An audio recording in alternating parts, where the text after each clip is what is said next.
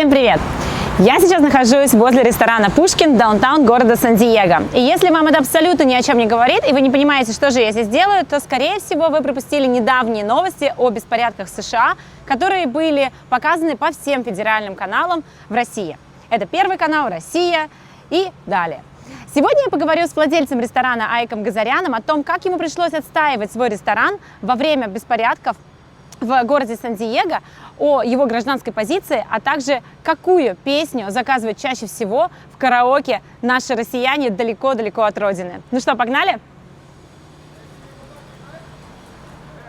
Айк, спасибо тебе большое, что нашел время, на самом деле, потому что я знаю, что у тебя очень плотный график, и мало того, что бизнес, плюс еще и такая популярность, особенно в российских сетях. Да. Я думаю, что у тебя много интервью, так спасибо тебе, что дал время.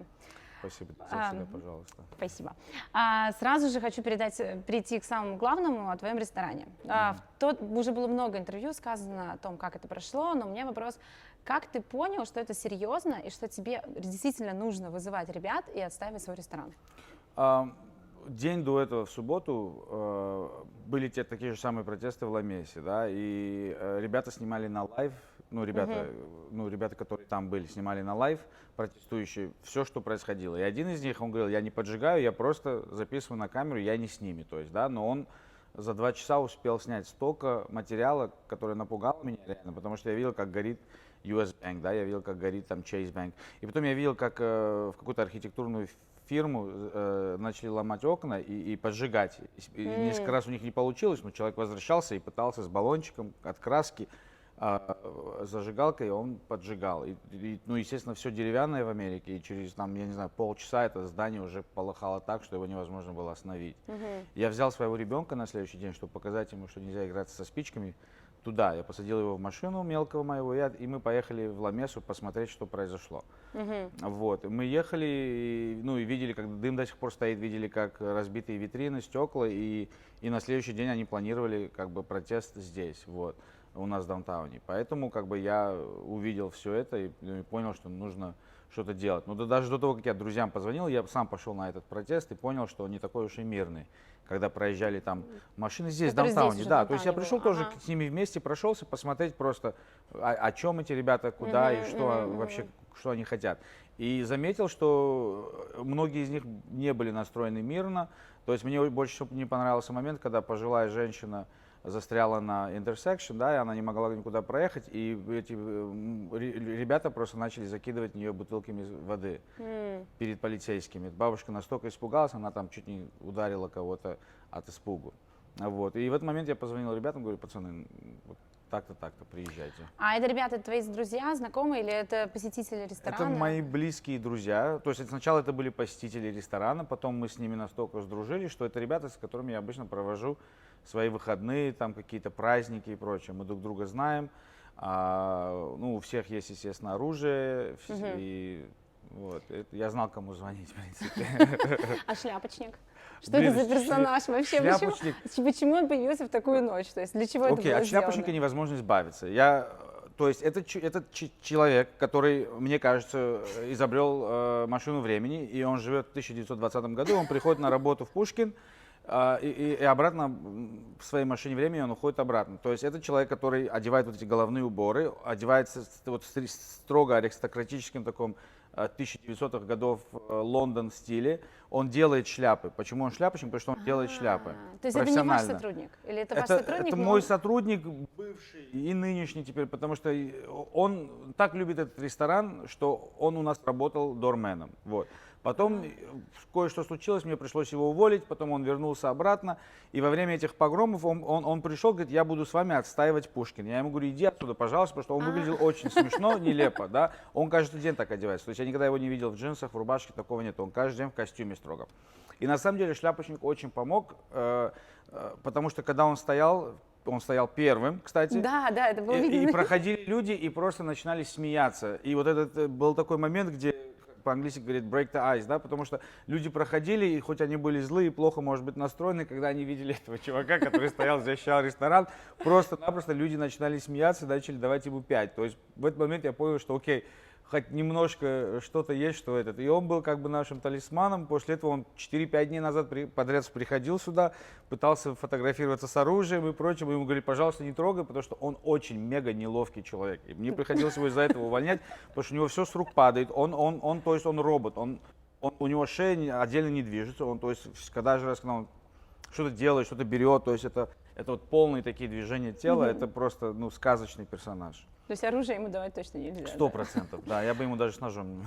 Да, но видно было по видео, что ты и других ребят тоже немножко это останавливал, чтобы они не провоцировали толпу, и вот как ты, было ли тебе страшно за своих же?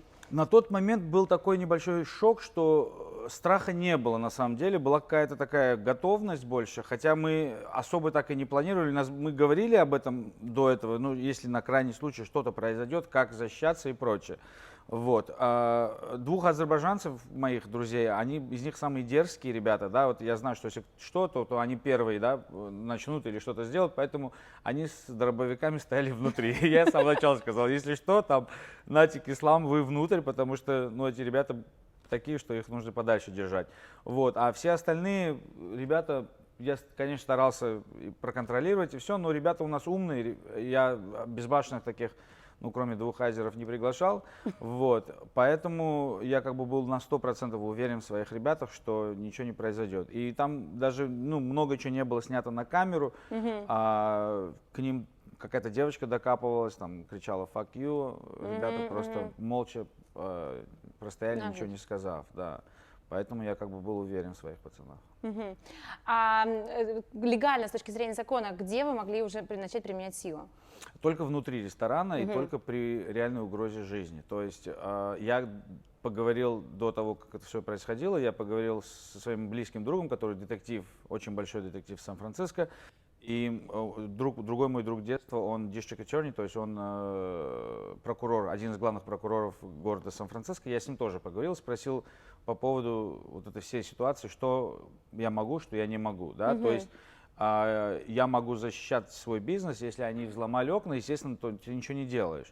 Вот. Но если они зашли внутрь, ты им даешь понять, что у меня есть оружие, я не боюсь его применить. Если после этого они не уходят, а наоборот на тебя начинают идти или бежать, тогда ты можешь стрелять.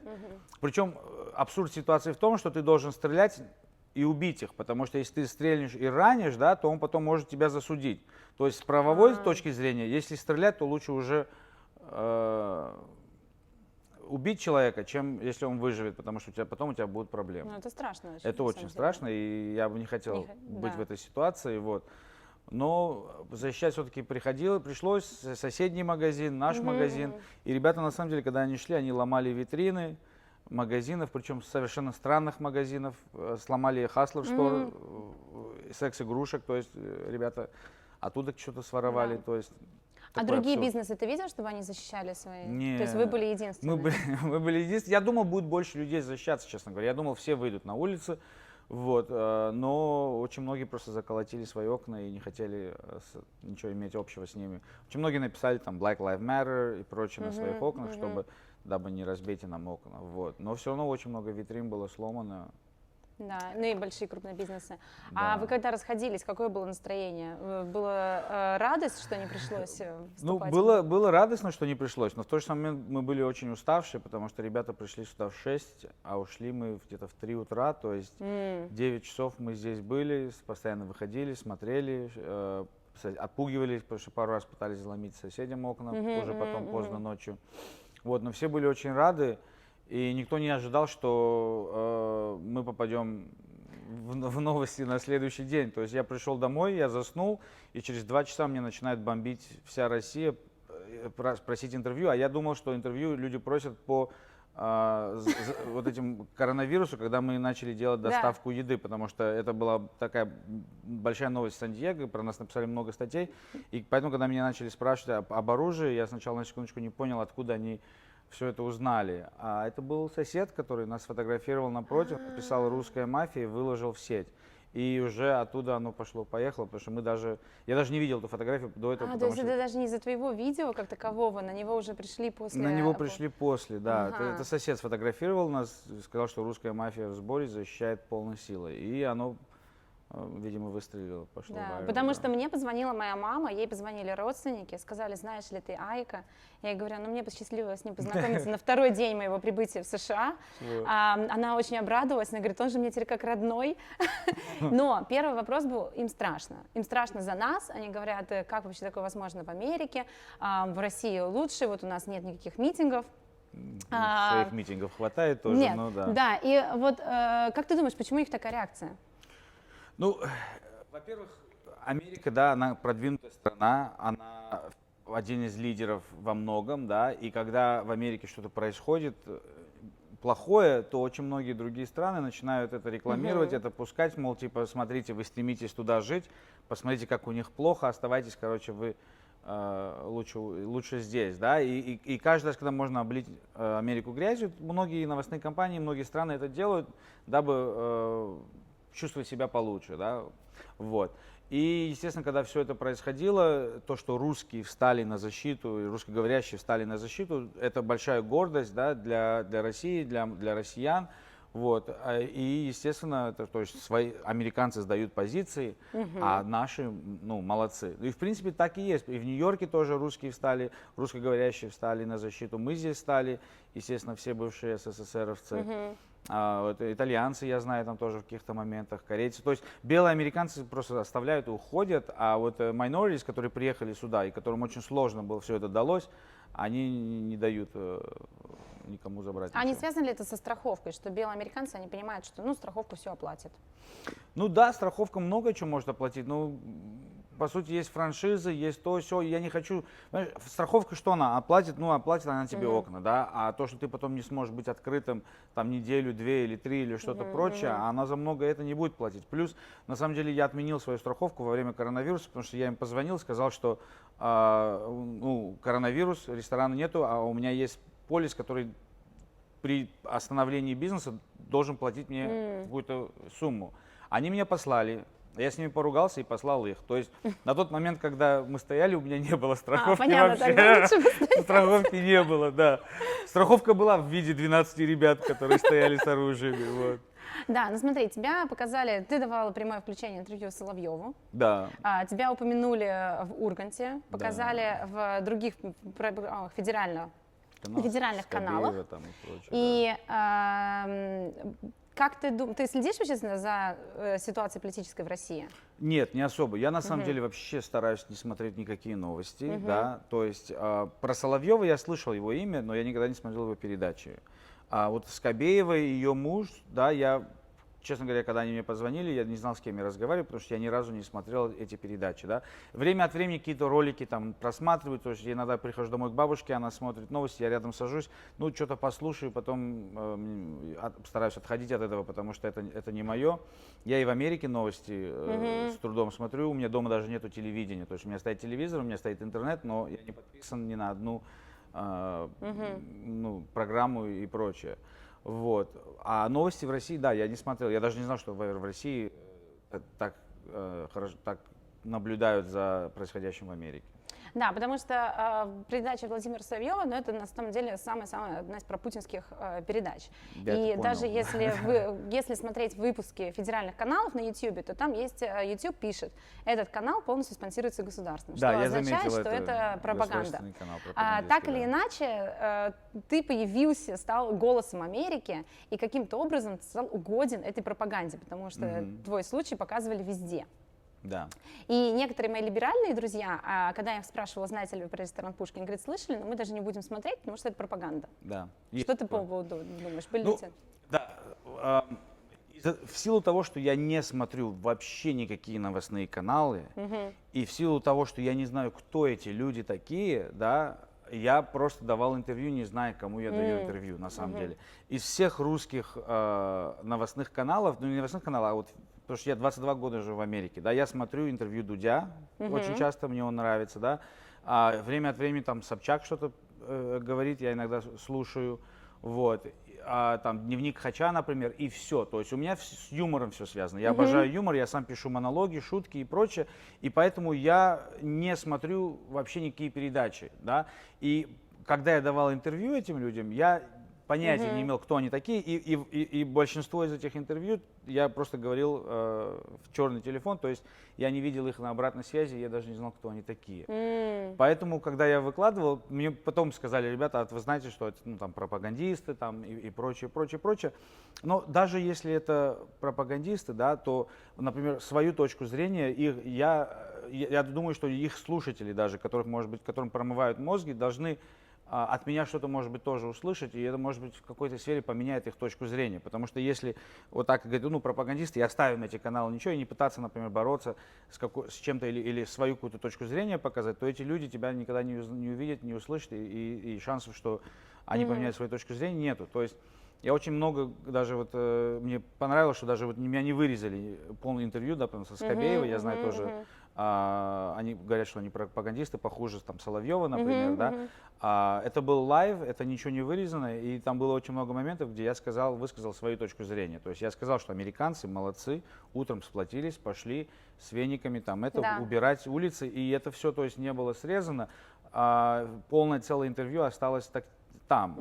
Она, конечно, пыталась, 3 раза она меня спрашивала про пистолеты, 3 раза она меня спрашивала про оружие. Я аккуратно отходил от этой темы, потому что я не хотел поднимать никакого шума и прочее. Но в конце я ей красиво, четко объяснил тоже, как, что и прочее.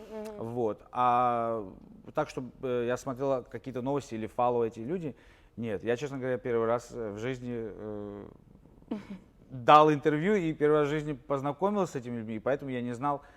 Я вообще не знаю, кто там в России дает. Скажи, пожалуйста, как ты думаешь, вот эти все протесты, есть же какая-то гражданская позиция, даже если не следишь за новостями, протесты, мы говорим не про беспорядки, а именно про протесты. Да. Это анархия или это проявление свободы слова? Это проявление свободы слова. Анархия — это уже после, когда начинают ломать все. Вот. То есть эти люди, протестующие днем, да, они довольно мирные протестующие. Среди них есть дебилы, но дебилов всегда очень много, да. Это те же самые дебилы, которые кидали в эту бабушку бутылки воды и прочее. Вот. Но среди них есть очень много нормальных людей. А когда они, естественно, уходят домой, то им навстречу приходят на смену вот эти ребята, которые хотят ломать, крушить, и у них только одна цель — это что-то заработать, что-то украсть. Да. Вот. Ну, раз ты смотришь Дудя, я тоже его очень люблю, поэтому я не могу не задать вопрос. Путин красавчик? Путин красавчик. На самом деле очень сложный вопрос. Для тех, кто его любит, скорее всего, да, он красавчик. Есть, конечно, очень много моментов, которые хотелось бы, чтобы в России изменилось, да, и только он это может изменить. Вот. Но в целом очень жаль, конечно, что нету никого, кто мог бы тоже выдвинуть свою позицию вперед, да, то есть вот Путин красавчик стоит, да, то есть, а где все остальные, да, то есть, мне кажется, даже когда выборы происходят в России, то там эти оппозиционеры его, то есть, это никто, это шуточная игра, то есть, посмотрим, дай бог в России все изменится в хорошую сторону. И все будет. Я тоже надеюсь. В Америке тоже скоро предстоят выборы, и ты в Америке живешь уже 20 лет, то есть большую часть жизни, правильно? И ты уже как себя больше чувствуешь, американец или? Я себя чувствую уже более таким американцем, но у меня все-таки связи там тесные, у меня родственники в России, поэтому я часто путешествую, я еду обратно, возвращаюсь, гуляю здесь и там, но уже в корне-то я чувствую, что да, я в голове, у меня мысли на английском языке, мне легче выражаться на английском языке, хотя и по-русски я тоже неплохо разговариваю. Вот. Но да, я большую часть своей жизни, мне 36, то есть 2/3 моей жизни я прожил здесь. Да, и ты просто упомянул в одном из интервью, видишь, уже можно ссылаться на твои интервью, о том, что это уже больше война либералов и республиканцев. Несколько слов об этом. Да. Ну, когда я когда я смотрю новости, то, естественно, понятно, там вот идет информационная война между либералами, демократами и республиканцами. Да? Если Трамп что-то сказал, тут же на него там кидаются. И очень много интервью, очень много новостных каналов я видел либеральных, демократических, где осуждают постоянно Трампа и говорят, что чуть не он убил Флойда, это его Америка, которая к этому принесла. И то есть они травят людей выйти обратно на улицы. Это то, что я для себя увидел. Там, то есть, когда республиканский канал вышел, кто-то сказал, что у Флойда были какие-то pre-existing conditions, то есть что у него были какие-то проблемы со здоровьем, и что это усилило, помогло тому факту, что он погиб, да, tragically вот в этой ситуации, то тут же на либеральных каналах появляется доктор, который говорит, что ничего подобного, у него все было нормально. И, то есть вот идет вот такая травля между собой, и людей просто зомбируют и пускают их на улице, вот на мой взгляд. Вот, я больше, конечно, я сам до этого был демократом, да, то есть я голосовал за Обаму, когда Обама, я был настолько горд, что вот, наконец-то там, и мне было абсолютно все равно, черный он, белый, то есть у нас даже ребята здесь черные работают, повар в Пушкине черный, вот, поэтому у меня нету никаких проблем с этим, но когда я вижу, как либералы лезут из кожи вон, чтобы подавить республиканцев, чтобы схавать их, то хочешь не хочешь, ты уже начинаешь брать республиканскую сторону. И хоть Трамп мне далеко не симпатичен, я буду в 2020 году голосовать за него. Интересно, насколько просто... То есть такое, получается, агрессия со стороны демократов, которые уже... Демократы сами сделали так, что я буду голосовать за республиканцев. То есть Россия, Украина, они все вместе пытаются сделать, подавить Трампа. И я говорю, опять же, он говорит очень много тупых вещей. То есть это президент, наверное, самый сумасшедший президент, который был когда-либо в Америке. То есть если я думал до этого, что Джордж Буш был чокнутый, да, то Трамп, вообще другая сторона. Но как бы он пытается сделать то, что он пытается сделать. Да, у него методы очень странные, но в то же самое время я лучше проголосую за него, чем за Байдена, который тряпка, который вообще-то своего мнения не имеет. Это на мой взгляд. Нам и нужно только твое мнение. Да. Теперь спасибо тебе большое за этот блог политический. Теперь хотелось бы несколько слов о ресторане «Пушкин». Что такое ресторан «Пушкин» для тебя? Я выросла в Санкт-Петербурге. Я ходила в школу, куда ходил также Иван Ургант, правда, 10 лет раньше. И у нас в скажем так, нашим двором была площадь искусств, где стоял памятник Пушкину. Мы впитали это прямо, знаешь, с молоком матери, что сказать. И поэтому, конечно, когда в Сан-Диего, куда я переехала 5 лет назад, открывается ресторан «Пушкин», то есть это какая-то связь такая родная. Да. Ресторан «Пушкин» — это ресторан русской кухни, либо это центр событий для русскоязычного населения, где проводится мафия, я знаю, что у вас караоке. Да. Это на самом деле и то, и другое. Когда открывался ресторан, почему «Пушкин»? Потому что моя мама ученица русского языка и литературы. И в детстве она меня даже не заставляла, мне самому нравилось читать, но в детстве я читал очень много Пушкина. Особенно, когда ты ребенок, ты читаешь, начинаешь с сказок, да, потом переходишь потихонечку на рассказы. То есть он как бы и для детей, и для взрослых, для всех написал, да, в отличие там от Достоевского, Чехова, после которого можно иногда повеситься. Вот. Но я читал его очень много в детстве, и моя мама очень... За то, что она ученица русского языка и литературы, она давала очень сильный упор на именно вот русский язык и литературу. И даже когда, я помню, в школе там задали Бородино, Лермонтова, да, выразительно прочитать, то моя мама заставила меня выучить его полностью наизусть. Вот. Потому что она говорит, я говорю, ну не надо наизусть, сказали так, а нет. Потому что ее в детстве мама заставляла, ее мама тоже учительница, и моя бабушка заставляла ее выучить. То есть она сказку о царе Султане чуть наизусть выучила и заставила выучить мою маму. А моя мама уже вслед заставляла меня учить. Вот, поэтому с детства мне очень нравился Александр Сергеевич Пушкин, и когда пришла такая идея, как назвать ресторан, то моментально, даже не было второго выбора у меня. Я сказал, назову его «Пушкин». Интересно, я не знала этот факт. Я сейчас пойду домой и буду свою дочку заставлять учить тоже, потому что я вижу на тебя на самом деле очень красивый русский язык. То есть, для человека, который особенно живет очень давно в Америке, в принципе. Спасибо. Так все-таки «Пушкин» ресторан — это центр событий или ресторан русской кухни для американцев, которые... И то, и другое. Американцы, вот, например, у нас 75-80% гостей здесь американцы, да? То есть в дневное время, в вечернее время приходит очень много американцев. Потом в 9-10, когда американцы уходят домой, то приходит русская молодежь, русскоговорящие, и здесь, естественно, тусят, веселятся, отдыхают и прочее. Причем отдыхают цивильно, настолько цивильно, что у нас здесь не было ни разу за 5 лет ни одной драки. В Пушкине не было ни одной драки, потому что люди приходят, они уважают ресторан. Ну и прекрасно понимают, что если что-то произойдет, то... Есть 12 ребят, которые приедут. Да, и еще факт, что больше никогда их не пустят обратно. Да, конечно. Поэтому такого нету. У нас нету даже blacklist.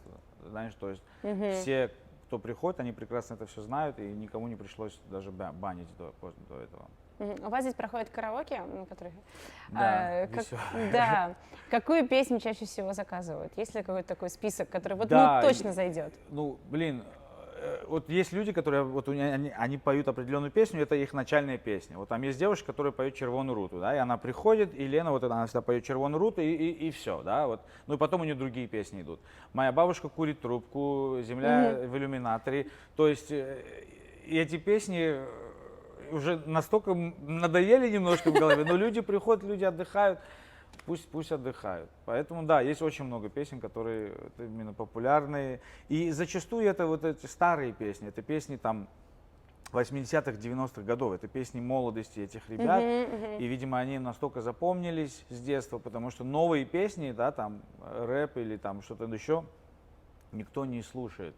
Слушают именно вот эти «Руки вверх», там, Иванушки Интернешнл. Да. Какое блюдо ты посоветуешь попробовать? Потому что у тебя сейчас появилась такая популярность, я видела в некоторых комментариях, что буду в Сантьяго, по-любому зайду в Пушкин. Я всем советую попробовать оленину, она потрясающая у нас, да. Кролика очень любят, я сам не люблю кролика, но кролика очень любят у нас. И бараньи ребрышки, каре ягненка просто потрясающие. Да, удачи с новым рестораном тоже, да? У тебя еще несколько слов. Да, открывается очень скоро узбекский ресторан. Он вообще, мы не планировали, я его планировал открывать в будущем, да. Но у меня есть банкетный зал большой. И когда начался вот этот весь эпопея с коронавирусом, мне пришлось банкетный зал закрыть и вернуть всем людям деньги, которые они заплатили за свадьбу. То есть коронавирус у меня начался очень жестко, с потерей, там, я не знаю, 40-50 тысяч долларов. Но просто все эти деньги пришлось вернуть. И я понял, что в следующий год, полгода я, скорее всего, ни одну свадьбу там не проведу. И у него есть, у Гранд-стенда есть огромный паркинг, и мы поставили огромный шатер такой на 100 квадратных метров и начали его потихонечку облагораживать. И сейчас там уже мы построили тахты вот эти, очень удобные столы, стулья. И я надеюсь, что в течение следующей недели мы уже откроемся. Мы сейчас тестируем блюда. То есть я каждый день ем узбекскую сейчас еду, потому что надо проверить. Да, в этом нет ничего плохого, это очень вкусно. Кстати, еще один вопрос по поводу помощи от государства. Была ли какая-то помощь в связи с закрытием ресторана? Была помощь небольшая, нам дали PPP, вот, но это дали уже, я не знаю, недели 3 назад. То есть если бы мы не начали доставлять продукты, я бы, скорее всего, разорился, потому что у меня аренда здесь, аренда там, то есть 3 мест, только 30 тысяч долларов в месяц у меня уходит только на аренды помещений всех моих, да? А бизнес остановился. И если бы не вот эта доставка еды, которой мы начали заниматься, я бы прогорел. Вот. И я очень рад, что мы смогли выстоять, что все мои работники работали.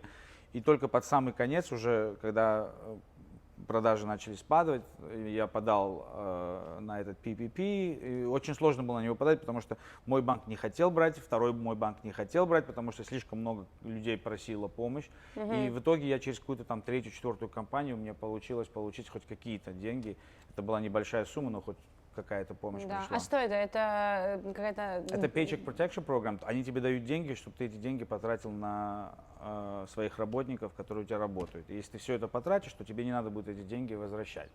Очень прелесть. Вот. Но так и так у меня все ребята работали, у меня никто на unemployment не был, но все равно как бы это была большая помощь от государства. А все остальные там какие-то гранты, мранты я ничего не получил. Я оплавился, но мне сказали, что извините, нас слишком много людей ждет, поэтому ждите вы тоже.